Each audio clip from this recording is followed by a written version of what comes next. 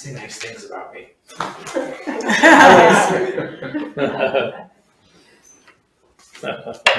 Oh my goodness. Whew. Okay, I'm Kitty. I'm an alcoholic. Hi, Kitty. And I'm truly honored to be here. And I really hope that I don't cry, but I might. Because feeling emotional. And anyway, thanks, Rick. That was awesome. And I'm so glad you went before me. It was great.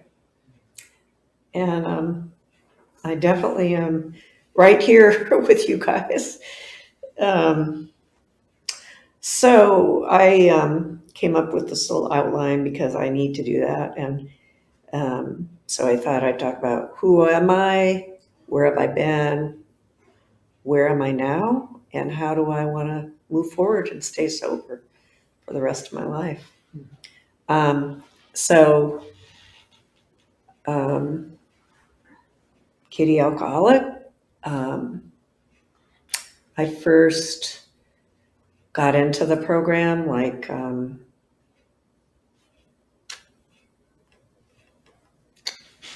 so I guess it's like 34 years ago.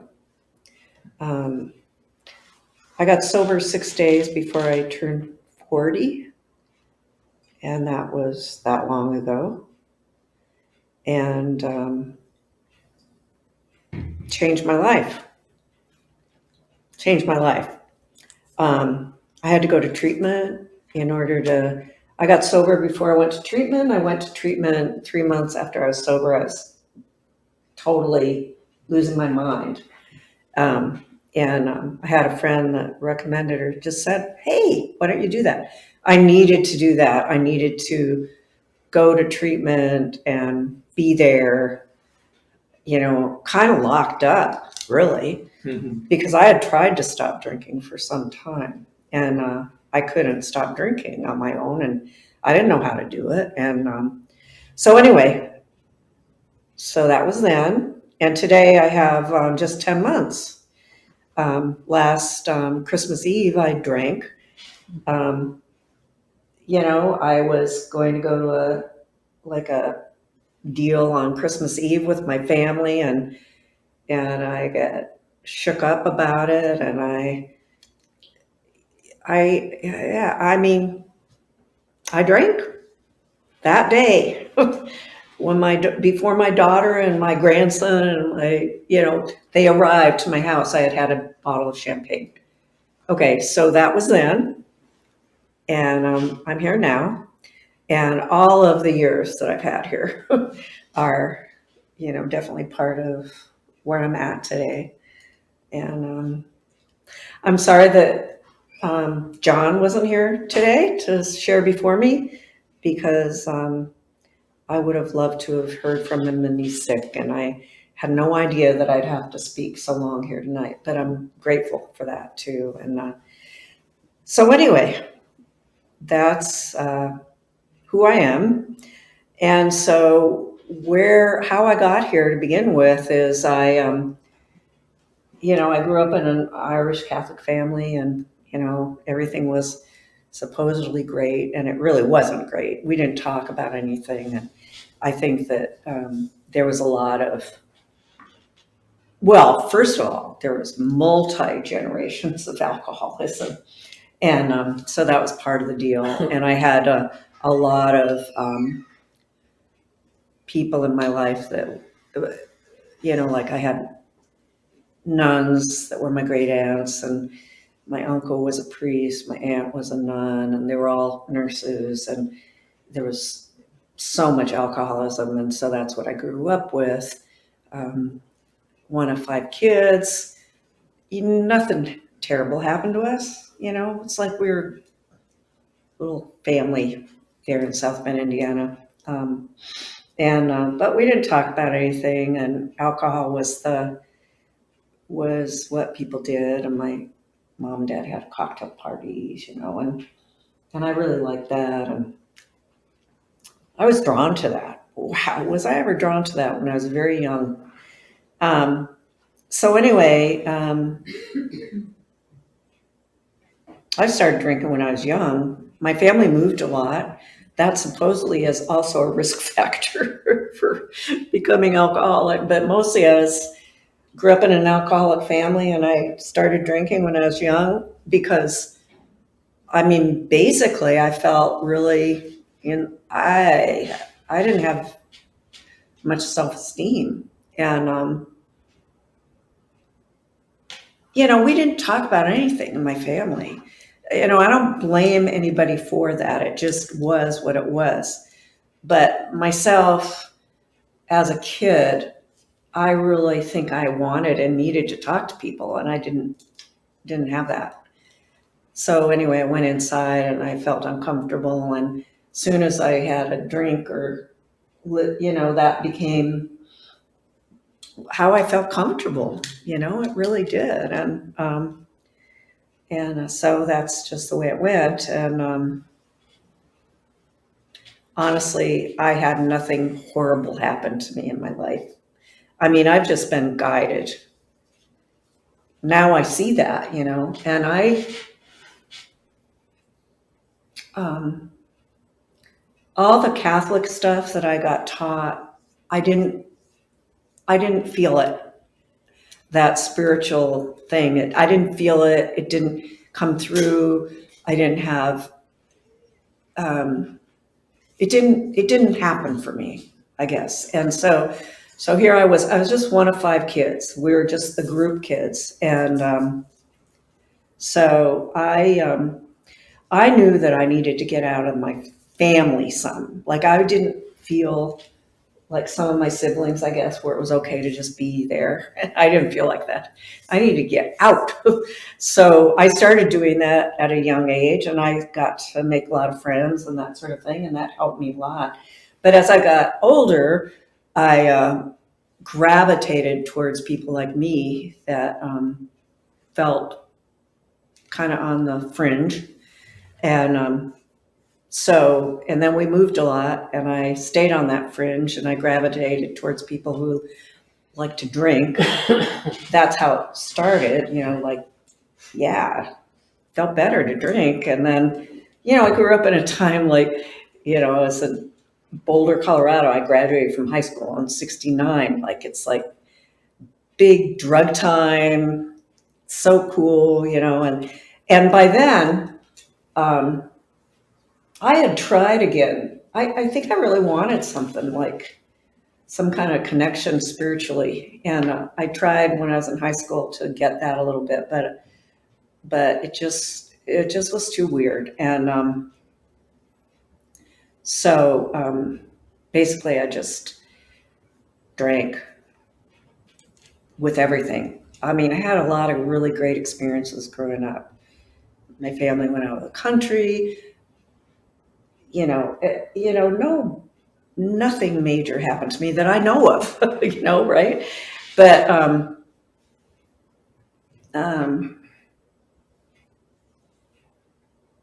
what should I say about that? I don't need to say more about it.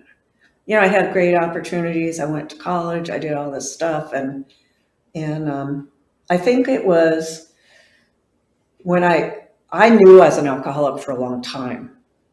I did, but it was like so normal to be an alcoholic. Everybody in my family, not everybody, but a lot of people were. And so what's the big deal? But when I had kids, I got married because that's what I was supposed to do. I had these things I was supposed to do, and on the outside, I did it. Like I did what I was supposed to do, but I thought on the inside and on the side, I wasn't doing so great, right? But anyway, so I had a couple kids, and it was after I had started having my kids and I realized that like I wasn't supposed to be doing what I was doing when I had kids. Like you're supposed to be sober and not like be drunk. I knew that, and so it came. There's a couple of things that really came together for me. I got pregnant with a third kid. I planned to get an abortion because I couldn't stop drinking, but I miscarried. I mean, I got really depressed, okay? So I was depressed, and I probably have been for a long time. So I got help for that, and that helped me. That helped me. I got sober with that, and I had 3 months of sobriety and went to treatment. And yeah, but the thing about it was so okay, so this is all where I've been. You know, I had 10 years of sobriety. When I got sober, I went to a women's treatment program. It through, you know, I did all the stuff you're not supposed to do, like get in a relationship in the first year I was married. You know, it just got, it was just like this. My 10 years of sobriety were great. I was sober, but I was just starting to grow up. I just was like in a whirlwind, really. You know, I didn't know what it was to be, you know, and I was like getting towards 50, right? You're supposed to be grown up. I certainly wasn't not grown up. Anyway, I divorced my husband because he just wasn't whatever. You know, and then did that and you know all that stuff with kids. My kids are great. You know, my kids are. I saw my daughter today with my grandson. But the pumpkin patch.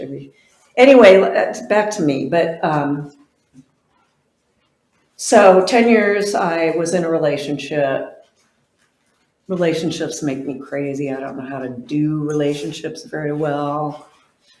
And I was really happy because I had a night free. I had a night free from my kids, from this relationship. I went to Fred Meyer's. I never go to Fred Meyer's. I don't like it. But I thought, oh, I'm going to get some good cheese and just like enjoy, you know. And so I got my cheese and I headed down, got a bottle of wine. So that was 10 years. Um, and I never left AA throughout these years. People would say, you know, you say I had a relapse, and people would say, well, welcome back. And I was like, well, but I never left. But I relapsed and then I came back right away, and I'm grateful for that. I can't really explain why it's been challenging for me to stay sober, like so many of my people that I go to meetings with and love and admire. And can't say that, but I can say that I have been blessed because I've stayed here and kept coming back. And I say that to people, like, don't ever give up. Keep coming back. Don't ever, ever, ever, ever, ever give up. Because I've had a lot of sobriety in this program, and I've also had a lot of pain and suffering of my own volition, you know.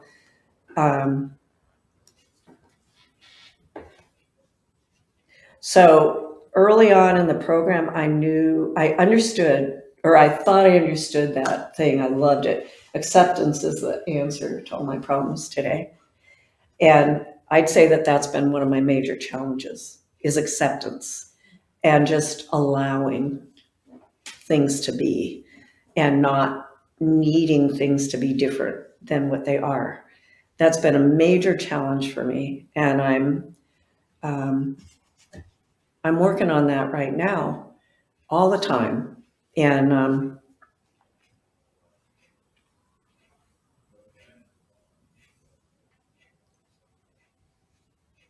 so anyway,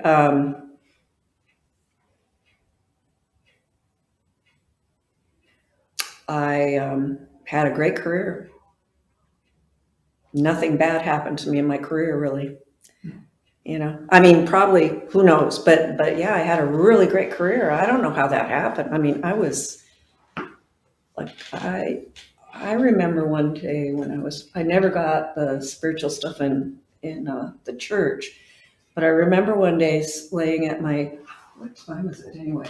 Okay, laying in Rochester, New York, on the grass at my grandparents' house. You know, we were all there, but somehow I managed to get outside by myself, laying on the grass, looking up at the sky, and I know I had a spiritual experience. You know, I knew that I had God with me, but I didn't know what that was at the time, and I had a lot of resistance to that, like that. In fact, oh my gosh, the other day I was like in some of you guys were there, our meetings online, and John, my sponsor, ended the prayer with the Lord's Prayer, the meeting with the Lord's Prayer. And I was like, wow, you are so awesome. And I remember, you know, like in my first 10 years of sobriety, being at meetings and like people, you know, going up in arms about the Lord's Prayer. And I was one of them. Like, and I understand why that was, because AA is not a religion. It's a spiritual program. So I would get really up in arms about that. But so where I'm at now, I'll come to that. So I've learned a lot over the years. I've had incredible teachers. I have had some wonderful sponsors over the years. You know, sponsors that have told me to stay in the middle of the boat. And I'm like, what the heck does that mean? Because I never really, staying in the middle of the boat is challenging for my emotional state. That's what I would say. My emotional state can get me on the edge of the boat, think that I'm not really there with you guys, right? Like somehow I'm not really there with you. Anyway, but I kind of feel like I am now. And I've had like a real change over the last 5 years in terms of my spiritual life. And it's really gotten to be important to me. Where I'm at now is I really work towards having a practice. It's imperfect. I have a hard time with discipline. I don't like anybody to tell me what to do. Big surprise, right? Nobody else is like that. So I've balked at that a lot. But what I find in my life now is that I really appreciate it when somebody can say something to me, and I can hear it, as opposed to resisting it. And I'd say over the past 5 years, and sticking with AA, and really, I mean, I didn't get the spiritual side of the program earlier on. I got a lot of the steps. I did a lot of the steps, but the real thing is now I'm back on step 1, 2, and 3 all the time, because that is where it is for me. And I've done the steps a lot of different times. So I guess what I would say about that is,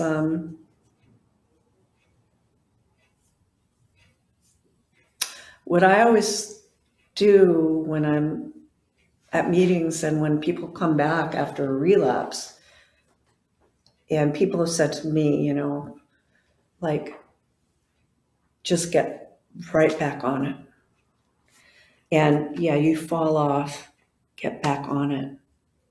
My goal today is to not have to go back, but to keep moving forward.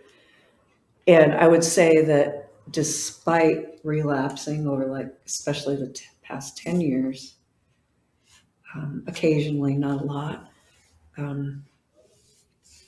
I've continued to move forward. So I don't know. How could I say this? It's been hard. It's hard to relapse and come back to the program.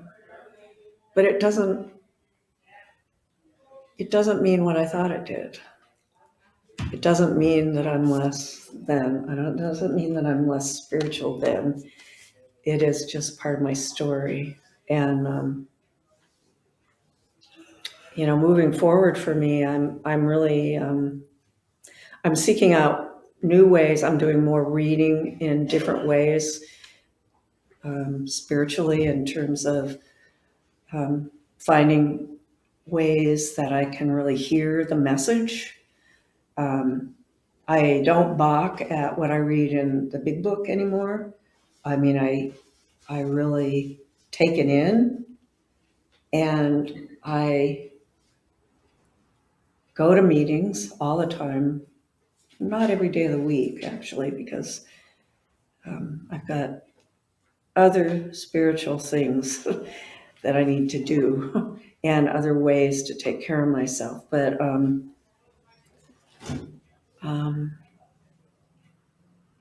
yeah, I am. I'm just really grateful to be here. I'm grateful to tell you that I am sober. I'm grateful that I have a son who's 2 years sober. Like, awesome. Grateful that I have a really cool, almost 3-year-old grandson, that I've got relationships with my kids, that I've got a relationship with my ex-husband, that I've got kind of this new person in my life that's throwing me off, and I need to keep really,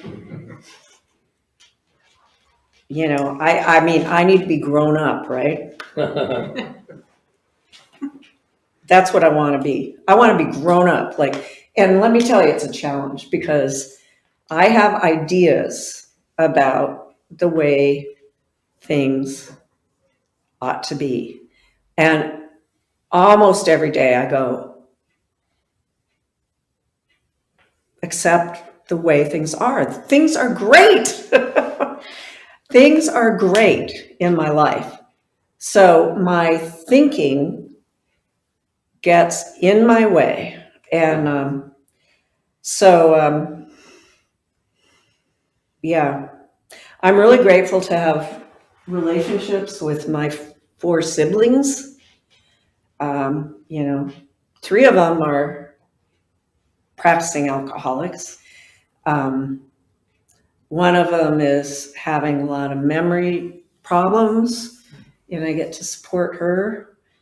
And but I mean, it's incredible to have all these relationships with all these people. And I'm one of those fortunate people because, God, I could be, with my disease, I could be on the street. I could have no one.